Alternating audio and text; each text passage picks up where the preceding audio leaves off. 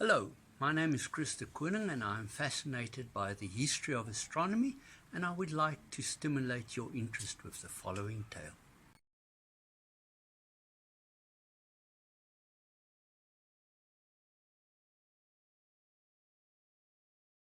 Imagine Cape Town in the year 1894. The Royal Observatory at the Cape of Good Hope was one of the foremost observatories in the world. At the helm was David Gill, one of the leading astronomers of the era. I want to read to you a letter that David Gill received sometimes late August or early September 1894. I would imagine that he was in his office, drinking a cup of tea and probably puffing on his pipe when his secretary brought him his mail. Here we have the letter that Frank McClean wrote to David Gill. I'm not going to read the whole letter. You can pause the video and read it at your own leisure. I'm going to read the first paragraph. I quote, "Dear Dr. Gill, it has been my wish for some time past to offer a large telescope equipped for photographic and spectrographic work to one of the public observatories in the Southern Hemisphere, and by preference to the Royal Observatory at the Cape of Good Hope." Unquote. Wow! Can you imagine that? Frank McClean has chosen the Royal Observatory at the Cape of Good Hope due to the directorship of David Gill to bequeath a major telescope with scientific instrumentation and a building for free.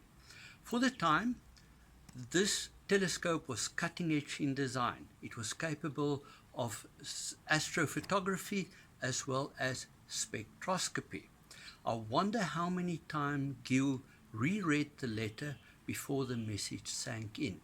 If it were me, I would light the pipe, replace the tea with Scottish whiskey, and take the rest of the day off. The telescope would be known as the Victoria Telescope. Queen Victoria was still the ruling monarch of the British Empire, but would die before the official opening of the telescope in 1901. Here is a photo of the Victoria Telescope. You would recognize it, but probably refer to it as the McClean Telescope. Unfortunately, I do not know why the name Victoria Telescope fell into disuse and why it became popularly known as the McClean Telescope. In his book, Gill refers to it as the Victoria Telescope with one exception. This exception was probably due to an oversight by the proofreading team. Let us look at the telescope.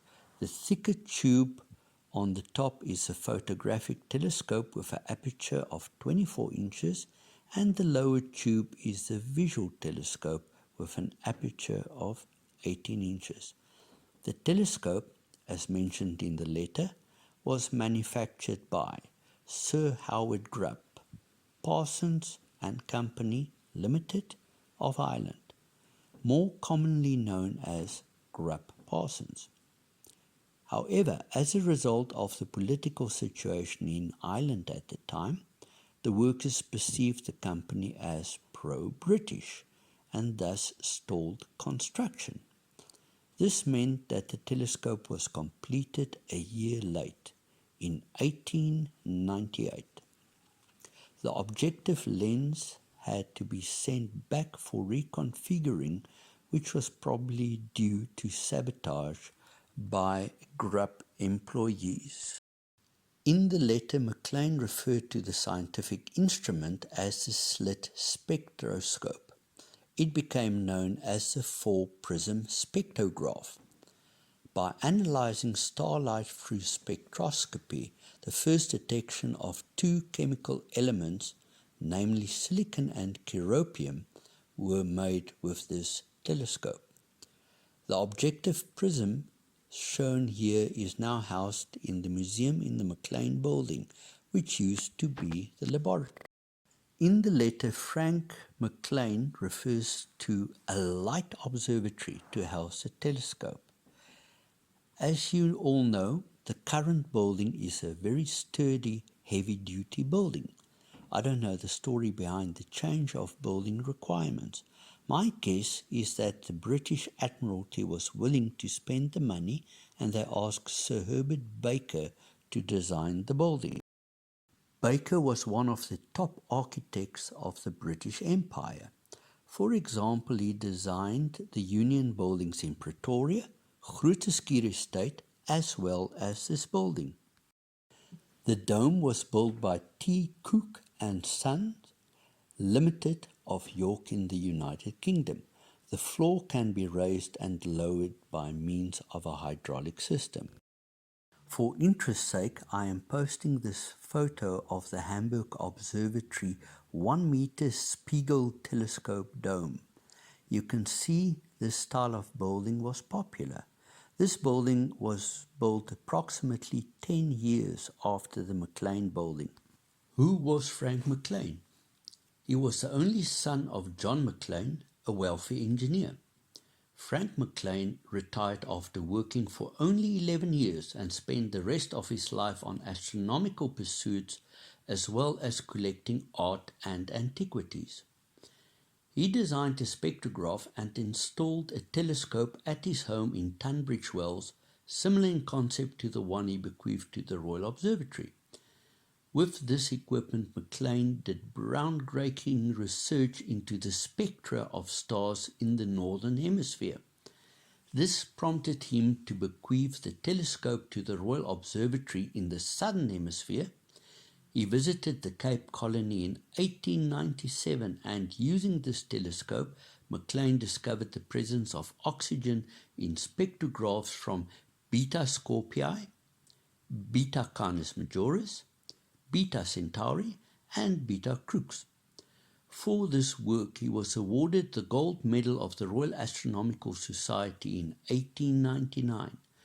It was a very controversial discovery at the time.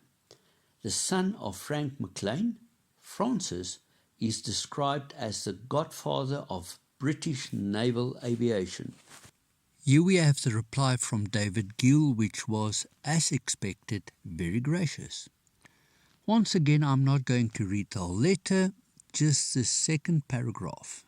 To quote, "The splendid generosity of such a gift, the great scientific need that it fulfills, the prospect of the gratification of scientific hope and aspirations which I have long cherished and had sorrowfully begun to abandon. All these have been constantly in my mind since the arrival of your letter." Unquote.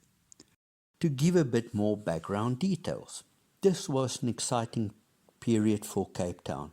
In this time, the town experienced one of the greatest population booms in its history, from 67,000 people in 1891 to 171,000 in 1901, mainly as a result of the mining boom at Kimberley as well as the Boer republics, and the resulting South African War, which many of us know as the Second Anglo-Boer War. Gill was a phenomenal astronomer and a capable director of the observatory. 12 years before Gill received the letter from McClean, he helped to pioneer astrophotography. Gill took this image of the great comet of 1882, and because of this, he realized that from photographs you can deduct scientific details, and so astrophotography was born. Some of the other exciting scientific developments was the invention of the radio by Marconi in 1887. Röntgen discovered X-rays in 1895. Becquerel discovered uranium rays or radioactivity in 1896. Marie and Pierre Curie started their research in 1898, the same year that the telescope was completed. The official opening occurred on 10 September 1901, officiated by Sir Walter Helly Hutchinson, Governor of the Cape Colony. Sir David Gill is standing to the right of the Union Jack. Now we refer to him as Sir because he was knighted on 24 May 1900. Found this video interesting. This video was mainly based on the book titled A History and Description of the Royal Observatory, Cape of Good Hope, written by Sir David Gill himself.